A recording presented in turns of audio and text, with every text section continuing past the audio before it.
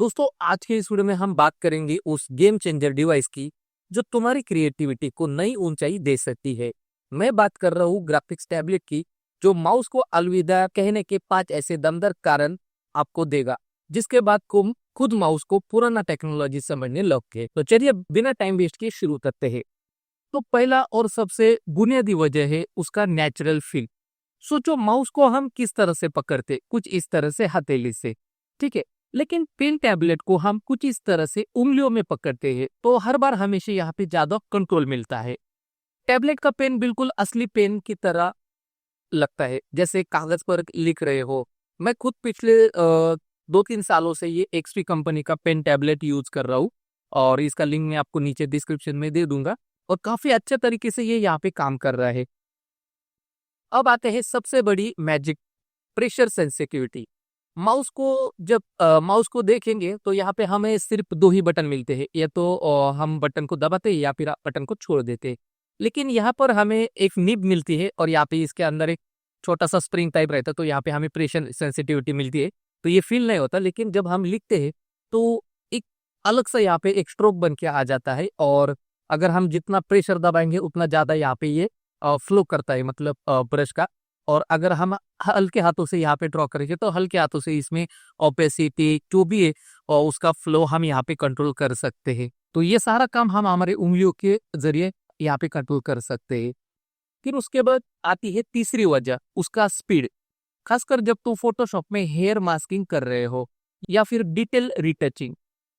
देखो, माउस से एक एक बाल बनाना, क्लिक ड्रैग रिलीज, फिर क्लिक ड्रैग रिलीज, उफ कितना टाइम वेस्ट हो रहा है और कितना अजीब लग रहा है। अभी यही काम हम अगर टैबलेट से करते, मतलब पेन टैबलेट से करते, तो देख सकते 1 2 3 बार 5 बस सेकंड में यहाँ पे हम कितना नेचुरल लुक यहाँ पे दे सकते हैं।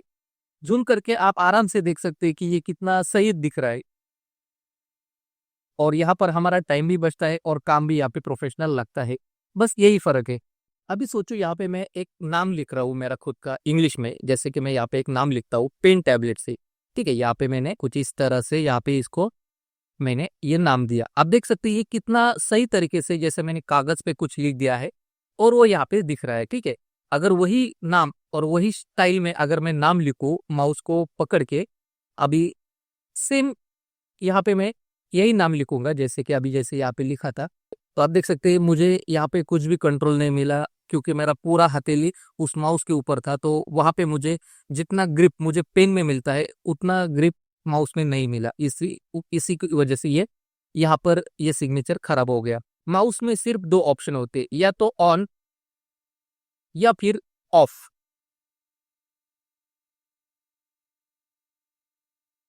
लेकिन टैबलेट में ऐसा नहीं होता। आप इसको हल्के हाथों से अगर इस तरह से दबाए, तो ये जो स्ट्रोक आ रहा है ये आपको पेन में ही मिलेगा, पेन टैबलेट में ही मिलेगा। अगर मैं यहाँ पे ज्यादा प्रेशर यहाँ पे देता हूँ और यहाँ पे छोड़ देता हूँ, तो भी आपको ये लाइन यहाँ पे दिखाई देगी कि किस तरह से ये इसका स्ट्रोक यहाँ पे आ गया है, ठीक है। और अगर मुझे यहाँ पे थोड़ा सा ओपेसिटी में यहाँ पे कुछ लिखना है, तो आप ऊपर देख सकते हैं ये ओपेसिटी का मैं अगर इसको ऑन कर दूं, यही लाइन में इसी प्रेशर से करता हूं, तो आप इसका ओपेसिटी कम होते हुए यहाँ पे दिखाई देंगे, ठीक है। तो अगर किसी पार्ट में हमें ओपेसिटी हल्का चाहिए, तो इस तरह से इसको ऑन करके हम ओपेसिटी को यूज कर सकते हैं। अभी देख सकते हैं मैंने इसको ऑन किया है और एकदम हल्के हाथों से मैं यहाँ पे कुछ ड्रॉ कर रहा हूँ, तो ये इसका पेन का जो स्ट्रोक है आप देख सकते हैं कितना स्मूथ और कितना यहाँ पे लाइट यहाँ पे आ रहा है। लेकिन ये माउस से इतना पॉसिबल नहीं है, ठीक है। अभी चलते हैं यहाँ पर हम चौथे पॉइंट की तरफ, tension free experience. Wireless mouse हो तो बीच काम में बैटरी खत्म होने का डर लगता रहता, और लेकिन अगर हमारे पास पेन टैबलेट है तो हम यहाँ पे बैटरी फ्री काम कर सकते हैं। और इसमें क्या होता है कि इलेक्ट्रोमैग्नेटिक टेक्नोलॉजी से ये चलता है, और यहाँ पर ये आप देख सकते हैं यहाँ पे ये यूएसबी वायर से ये कनेक्ट है, तो इसको चार्जिंग करने की भी जरूरत नहीं पड़ती। और आखिर में ढेर सारे शॉर्टकट्स बटन आप देख सकते हैं यहाँ पे, काफी सारे बटन यहाँ पे दिए हैं, और मुझे थोड़ा सा कंफ्यूजन ना हो इसलिए मैंने कुछ बटन्स के आगे मैंने उनके नाम लिख दिए के, ठीक है।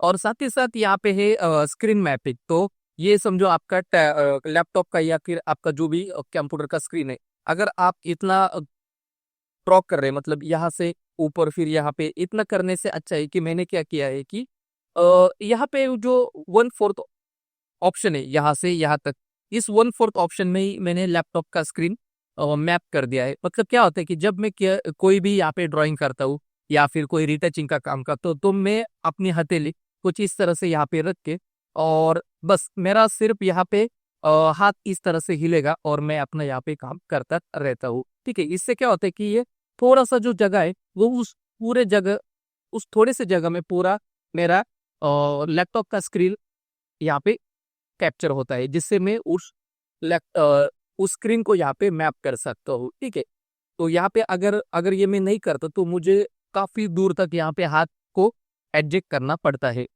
तो दोस्तों ये थी 5 सॉलिड वजह कि ग्राफिक्स टैबलेट माउस से क्यों बेहतर है, खासकर फोटोशॉप, लाइटरूम, इलस्ट्रेटर या किसी भी क्रिएटिव काम में। अगर तुम सीरियसली एडिटिंग डिजाइन करते हो तो मेरी सलाह है टैबलेट में इन्वेस्ट करो। और हाँ, शुरुआत में थोड़ा सा अजीब लगेगा, हाथ नहीं मानेंगे, लेकिन 1-2 हफ्ते में ऐसी आदत आपको पड़ जाएगी कि फिर माउस छूने के आपका मन ही नहीं करेगा। अगर वीडियो अच्छी लगी और जानकारी वैल्यूएबल लगी तो लाइक जरूर कर देना।